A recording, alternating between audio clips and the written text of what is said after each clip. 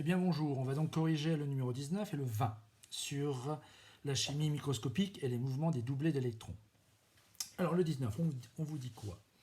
L'hydrate de chloral est encore utilisé comme sédatif. Dans certains pays, il est obtenu par hydratation en milieu acide du chloral selon la réaction d'équation que l'on vous donne. Donc l'hydrate de chloral, moi je l'ai recopié, il est là. D'accord? Là c'est le mécanisme, je me suis déjà un petit peu préparé pour effectivement que ce soit un peu plus clair, et ça c'est j'ai simplement recopié le mécanisme qu'il y a dans le livre. Sinon le chloral c'est celui-là. Alors à quelle catégorie de réaction appartient-elle? Je fais la première question, la 1A. Et bien, qu'est-ce qu'on a? On a bien un composé plus un autre qui donne un seul et même composé. Ça veut dire qu'on est sur une réaction d'addition. J'additionne deux groupements sur un seul et même élément. Donc c'est bien une réaction d'addition. Quelle modification de structure s'est produite au cours de cette réaction? C'est la 1B. Eh bien, j'ai mon groupe carbonyle. Le C, en fait, j'ai l'addition sur une double liaison. Donc la double liaison disparaît et le groupe carbonyle disparaît. D'accord? Après, on vous dit le spectre IR du produit est obtenu et il est donné ci-dessous. Très bien. Montrer qu'il permet de vérifier que le chloral a été hydraté. Bien, ça veut dire quoi? Ça veut dire que, si je regarde le spectre infrarouge, donc ça vous l'avez dans votre livre, eh bien on n'a plus le groupement carbonyle. C'est bien la preuve qu'il y a eu une addition. Le groupement carbonyle, il serait caractérisé effectivement d'une bande. Alors, on va se la faire. Très caractéristique autour de 1700, fine et longue. Et donc, elle n'apparaît pas du tout sur le spectre. Par contre, on voit bien qu'on a une bande d'absorption qui est très ample, au-delà, autour de 3000, 3300, enfin largement au-dessus des 3000, limite 3000, 3400 cm-1, qui est très caractéristique effectivement d'une bande de OH, et dont le chloral effectivement en a deux. Donc, alors il n'y a pas intensité siliciale, mais on voit bien que le spectre en tout cas qui est présent est tout à fait caractéristique de cette molécule-là. Je passe à la B. Combien observa-t-on de signaux dans le spectre de Rayleigh de l'hydrate de chloral? Quelle sera leur multiplicité? Bien, alors, l'ARMN, effectivement, c'est les protons qui vont émettre des signaux. Donc là, j'en ai trois. J'ai celui-là. Est-ce qu'il a un voisin? Ben non, parce que là, c'est O et O. Donc, pas de voisin, pas là non plus. Le H et le H, là, effectivement, n'ont pas de voisin. Donc, a priori, effectivement, on partirait sur 1, 2, 3 singulés, parce que ces H-là n'ont pas de voisin. Sauf qu'en fait, attention, c'est un peu plus subtil que ça. Le voisinage, l'environnement, là c'est un H qui a plus proche voisin un C. Le H là, il a comme voisin un O et ensuite un C, celui-là aussi. Donc ces deux H là ont le même environnement. Donc s'ils ont le même environnement, ils vont avoir le même signal et le même déplacement chimique. Donc, attention à la subtilité, on va avoir effectivement un singulier ici et un seul singulier là, puisqu'ils ont le même environnement. Ces deux H là vont émettre le même signal. D'accord?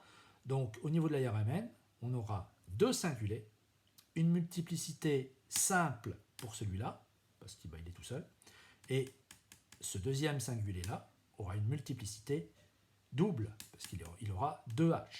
D'accord? Donc cette molécule-là en ARMN a comme signal deux singuliers, celui-ci, multiplicité simple, celui-là, multiplicité double. D'accord? Alors forcément, ce que je disais en ARMN, au niveau de, si on doit effectivement avec deux singuliers détruire cette molécule-là, c'est pas possible. Hein. Il vous faut évidemment soit des spectres infrarouges, et d'autres éléments, parce que sinon on est aveugle en RMN. D'accord? Donc je répète, deux singuliers. Après, on vous dit, le mécanisme réactionnel correspond à cette hydratation est donné ci-dessous. Donc là, moi je me suis effectivement permis de le recopier, où on retrouve effectivement l'étape 1, l'étape numéro 2, l'étape numéro 3. D'accord? Bien. On vous dit, pour l'étape 1, identifier les sites donneurs et accepteurs de doublés d'électrons dans les réactifs. Alors c'est tout le temps, voilà, ce que je disais, c'est toujours la même chose, c'est-à-dire que quand vous avez un mécanisme, ce sera toujours une des premières questions, on va vous demander qui est le site donneur, qui est le site accepteur. Bon, alors, et là j'ai mal recopié, puisque là c'est une flèche en plus, ici. Voilà. Donc, Bah, le site accepteur, bah, c'est facile, c'est celui-là. Et après, donc, je déduis en fait de ce qui se passe. Bah, je vois bien que ce H-là était capté par ce O. Bon, bah alors, le site donneur, c'est celui-là. Accepteur, c'est celui-là. Qu'est-ce qui se passe? Flèche courbe. Hop, je montre bien que c'est bien ce doublé-là. Alors, ça peut être celui-là, hein, c'est pareil. Hein. C'est bien ce doublé-là qui va capter ce H+. Et donc, le doublet non liant va devenir effectivement un doublet liant. Alors, forcément, l'oxygène, de ce fait-là, va apporter une charge positive puisqu'il aura mis un de ses électrons à lui en commun. Et donc, il aura un déficit d'électrons. Donc, identifier, c'est fait. Recopier l'équation puis représenter par des flèches courbes le mouvement des doublets d'électrons expliquant la formation et la rupture des liaisons observées. Voilà. Donc là, il n'y a pas de rupture de liaison puisque tout simplement c'est une liaison qui est formée à partir d'un doublet non liant. Donc effectivement, donc là c'est cette molécule-là qui va capter le H+, qui est là. Rédiger un texte expliquant les flèches courbes tracées pour l'étape 2. Donc là je suis à la question 4. Donc ça correspond ici à la question 4. Alors on y va. Là j'ai recopié et on vous demande en fait, vous devez rédiger un texte. Alors, on y va, toujours pareil, on va identifier le site donneur, le site accepteur. Bon, le site donneur, c'est lui. Je le mets en rouge. Le site donneur, il est là. C'est lui, ce doublet non liant porté par l'oxygène. OK. Le site accepteur, c'est qui? C'est ce carbone. Très bien. Ce carbone qui est là, pourquoi? Parce qu'il est doublement lié à un oxygène, qu'il a une électronégativité plus faible, et donc il aura une charge effectivement ici de delta+, que je vais mettre en vert, d'où le fait d'identifier mon site accepteur. Il a un défaut d'électron. Donc j'ai naissance effectivement entre le donneur qui est là, l'accepteur ici, d'une flèche courbe première, ici. C'est ma première flèche courbe qui prend naissance, qui arrive ici. Évidemment, ce carbone qui est là va vouloir respecter au mieux la règle de l'octet. Et donc, il ne peut pas effectivement avoir 1, 2, 3, 4, 5 liaisons. Donc il va respecter au mieux la règle de l'octet. Et donc on va avoir naissance du deuxième flèche courbe ici, pour respecter la règle de l'octet, dans ce que effectivement on peut faire. Et donc la double liaison qui est là, ce doublet liant va basculer sur l'oxygène. C'est ce que on voit ici, c'est celui-là en fait, puisqu'il était plus, comme il reprend effectivement un doublet non liant qui est là, eh bien il redevient une structure classique, on va dire. Voilà pour la question 2. Quels sont les produits formés lors de l'étape 3? Recopier et compléter son équation. Donc l'étape 3, qu'est-ce qu'on a? C'est ce composé qui est là, hein, c'est le même en fait. Et on voit que le doublet liant qui est là, est repris par l'oxygène. Donc l'oxygène qui est là va se retrouver avec ces deux doublets non liants. Et on va avoir effectivement un plus ici, H+. D'accord? On a éjection. Donc là en fait c'est une réaction d'élimination où on élimine le H+. Alors quels sont les produits formés? Je l'ai dit. Quel est le rôle joué par les ions hydrogène présents dans le milieu acide? Alors, c'est là où effectivement, on a une vision un peu plus globale. C'est-à-dire que ça, c'est quoi? Ça, c'est un mécanisme réactionnel d'une réaction chimique. Bien. Sauf qu'on voit qu'au début, on a une réaction où H+, et ici, il est additionné, il est capté par la molécule. Et ici, donc là, on a une réaction qui est une addition. Voilà, je fais le lien toujours avec les noms des réactions chimiques, et ici c'est une réaction qui est une élimination. D'accord? Addition-élimination. On retrouve effectivement H+. Et ça, c'est quoi? C'est ni plus ni moins que le schéma d'une catalyse, où H+ est phénomène de catalyseur. C'est-à-dire que c'est quoi un catalyseur? Il est capté par la réaction et ensuite il est régénéré. C'est-à-dire qu'il est utilisé par la réaction et ensuite, on le retrouve comme tel à la fin de la réaction chimique. Et donc cette réaction-là, ce mécanisme-là, est tout à fait caractéristique effectivement d'une catalyse, où effectivement le H+ va être additionné et à la fin il est éliminé. D'accord? Alors effectivement, ce que j'avais commencé à dire vendredi, c'est que Les mécanismes réactionnels comme ça viennent en complément dans un problème où on a effectivement, là par exemple, on pourrait très bien partir après sur un exercice de catalyse. C'est le cas le plus classique. D'accord? Voilà. Alors, on va passer au numéro 20. On vous dit quoi? L'éthanamide entre dans la composition du squelette et on a une réaction à partir d'un H3 et de l'anhydride éthanoïque. Alors effectivement, on vous dit quelle est la formule semi-développée de l'éthanamide, quelle est sa fonction chimique. Bon. Alors forcément là c'est de la nomenclature, hein, donc on avait fait ça effectivement en septembre, mais c'est du par cœur, il faut un petit peu savoir et s'en souvenir. Alors, une amide, c'est quoi? C'est un atome de N, d'azote, qui a comme plus proche voisin un C double O. Donc c'est ça la fonction chimique, elle est là. Fonction amide. Donc éthane de carbone, CH3C, et ensuite on a la fonction amide, donc C double O, NH2. Donc c'est ça l'éthanamide. Quelle est sa fonction chimique? C'est une fonction chimique qui est amide. Ok. Et quelle est l'équation de la réaction, sachant qu'il se forme aussi de l'acide éthanoïque? Donc je reprends l'énoncé, on avait du NH3, qui est notre ammoniac, qui réagit effectivement sur l'anhydride éthanoïque, hein, donc c'est ce composé-là, il est donné dans le sujet, et on obtient forcément notre éthanamide, que je retrouve ici, c'est ça notre éthanamide, et on vous dit de l'acide éthanoïque, donc c'est ça notre acide éthanoïque. Voilà, donc il suffit de recopier, de reprendre les éléments du texte et de regarder ça. Alors à quelle catégorie de réaction appartient-elle? Bon, j'ai deux éléments, j'en retrouve deux autres. On a, entre guillemets, switché, c'est une réaction de substitution.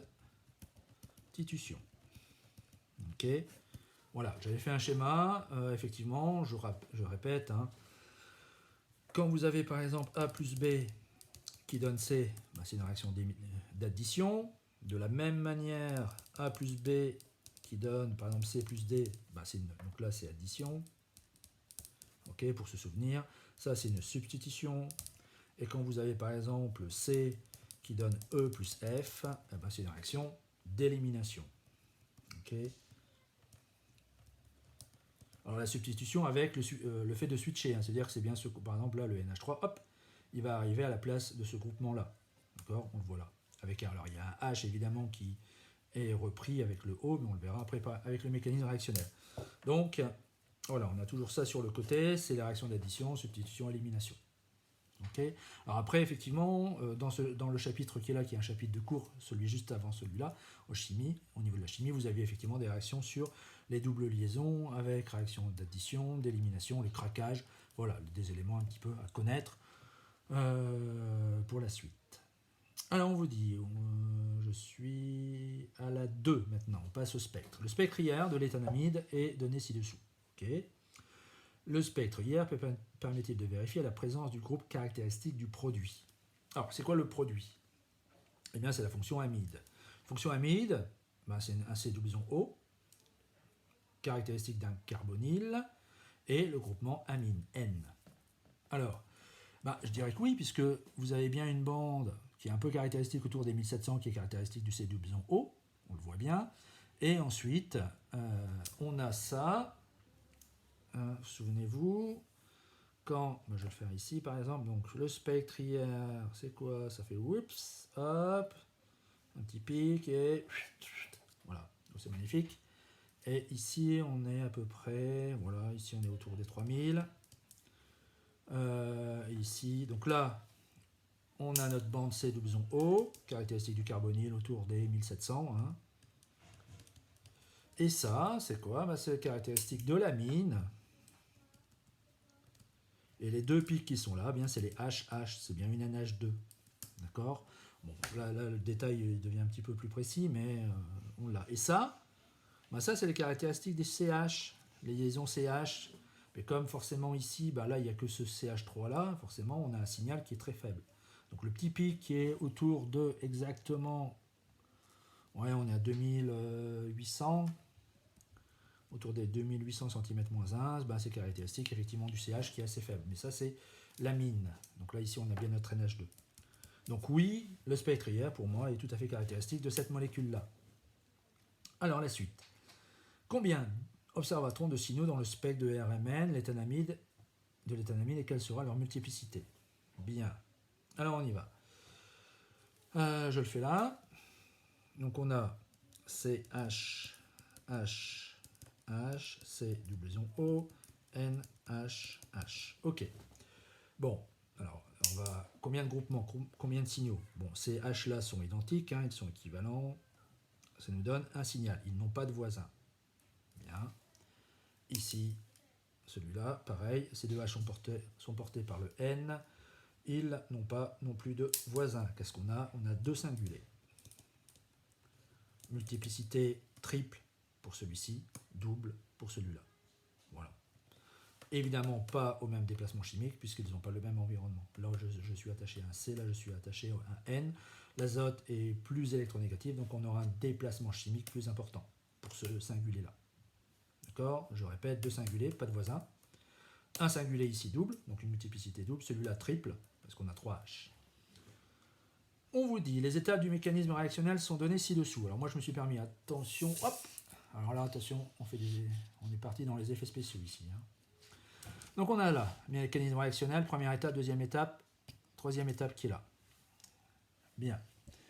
Donc on vous donne les étapes du mécanisme réactionnel, sont données ci-dessous. Parfait. Pour les étapes 1 et 2, on vous dit, identifier les sites donneurs et accepteurs du doublet d'électrons dans les réactifs. Bien.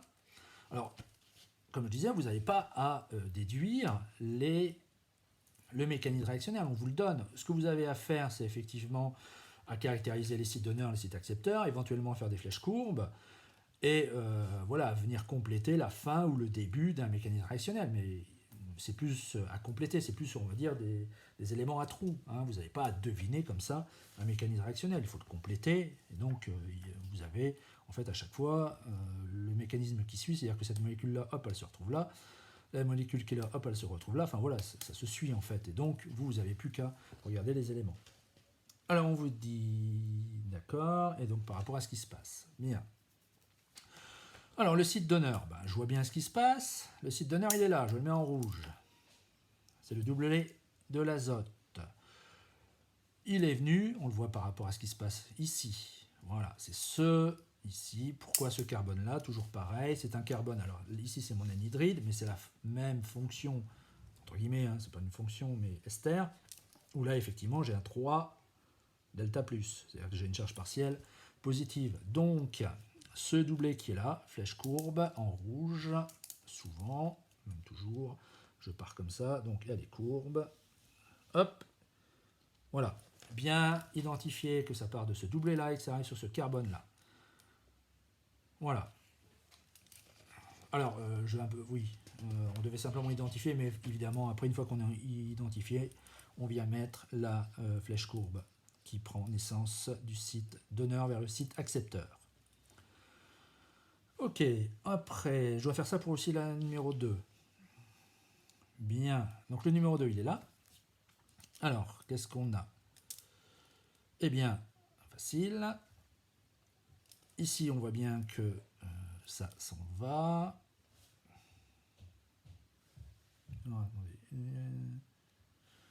Voilà, donc ici, en fait, je vais avoir quoi? Je vais avoir ici, hop, une flèche courbe ici, où effectivement, je retrouve cette liaison-là, le doublet liant, qui va passer effectivement au doublet non liant, à ce niveau-là. Voilà, en fait, je fais le A et le B en même temps. Voilà. Et on a, par rapport à ça, hop, ce doublet-là, qui est là, qui va revenir ici. Donc là, on aura deux flèches courbes. Une et deux. D'accord? Là et là, puisque je retrouve bien ici une formule normale de C12O avec ça. Donc, identifier les sites donneurs de doublet d'électrons dans les réactifs. Bien, le donneur il est là, l'accepteur il est là. Enfin voilà, à chaque fois vous avez la flèche. Quels sont les produits formés lors de l'étape numéro 3? Recopier et compléter son équation. Alors, lors de l'étape numéro 3, forcément, on va retrouver ici notre éthanamide. Donc, qu'est-ce qui se passe? Il se passe que, je vais faire ma flèche courbe. Ici, eh bien, qu'est-ce qu'elle va capter? Elle va capter, hop, premièrement, un H. Et ce doublé qui est là, deuxième, eh bien, je vais le retrouver sur l'azote. C'est-à-dire que l'azote va retrouver sa structure, on va dire, classique. Et donc, qu'est-ce qu'on a? Moi, je vais l'écrire juste en dessous, j'aurai plus de place. H3, C, doublison O, clac, clac. Ici, N, clac. H, H. On retrouve notre éthanamide. Il manque le C ici, pardon. Plus, alors le H qui est là, qui est capté, H, O, avec une liaison. Et ici, C, doublison O, CH3. On retrouve effectivement ici notre acide éthanoïque. Bien. À quelle catégorie de réaction appartient la réaction de l'étape numéro 2? Et on vous dit pourquoi qualifie-t-on souvent la réaction de synthèse étudiée de réaction d'addition et d'élimination. Alors, étape numéro 2, ben on voit bien que c'est j'ai un élément, j'en éjecte un, c'est une réaction d'élimination. Et l'étape numéro 1, ben qu'est-ce qu'on voit? On voit bien que c'est une réaction d'addition. Oui, en fait, on a à chaque fois, effectivement, on retrouve bien ces éléments-là. Addition dans un premier temps, élimination. Voilà, pour retrouver effectivement ici ma molécule, hop, qui retrouve ça. C'était pareil. Alors, attention, effets spéciaux. Hop, ici, on avait la même chose effectivement au niveau de la catalyse. Hein. En fait, lors d'une réaction chimique, lors d'un mécanisme réactionnel, on commence très très souvent par une addition, un réarrangement au niveau de l'étape numéro 2 et suivi d'une élimination. Voilà, ça c'est le phénomène classique. Et pour une réaction de synthèse, alors forcément on a à peu près la même chose, pas tout à fait évidemment. On a une réaction d'addition, l'élimination, et puis après ici les éléments qui retrouvent leur structure habituelle et normale, avec forcément la radioactivité là elle est tout à fait vérifiée, mais une structure plus classique pour l'élément de l'azote avec son doublet non liant et l'oxygène avec ses deux doublets non liants. Voilà. Alors le 22, il est corrigé, vous l'avez à la fin de votre livre, mais voilà, après c'est toujours la même chose, c'est toujours le même raisonnement, on travaille toujours effectivement avec ces éléments-là. Voilà, c'est tout pour le moment, merci, au revoir.